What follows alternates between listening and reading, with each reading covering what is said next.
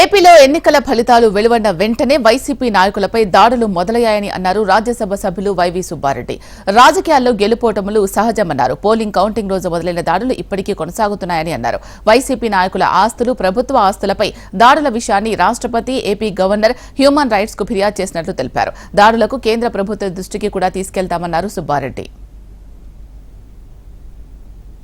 మన రాష్ట్రంలో ఈ ఎలక్షన్స్ తర్వాత, మరీ ముఖ్యంగా కౌంటింగ్ తర్వాత రాష్ట్ర వ్యాప్తంగా వైఎస్ఆర్ కాంగ్రెస్ పార్టీ నాయకులపై, కార్యకర్తలపై, వైఎస్ఆర్ కాంగ్రెస్ పార్టీ నాయకుల ఆస్తులపై, ప్రభుత్వ ఆస్తులపై జరుగుతున్న దాడులు చూస్తే చాలా ఘోరంగా ఉంది పరిస్థితి.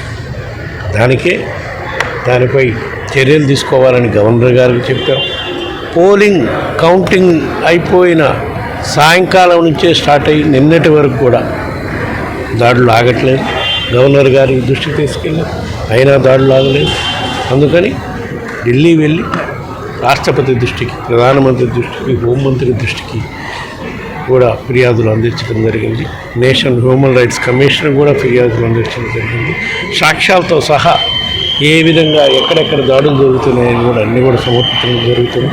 తప్పకుండా రాబోయే రోజుల్లో వీటన్నిటికీ అరికట్టే విధంగా రాష్ట్ర ప్రభుత్వం చర్యలు తీసుకుంటుందని, లేని పక్షంలో కేంద్ర ప్రభుత్వం అయినా సరే వాళ్ళు కూడా ఇక్కడ ఎన్డీఏ, రాష్ట్రంలో ఉండే ఎన్డీఏలో భాగస్వామ్య పార్టీ కాబట్టి వాళ్ళైనా చర్యలు తీసుకొని రాష్ట్రంలో ప్రశాంత వాతావరణం వచ్చే విధంగా కోరుకుంటారు.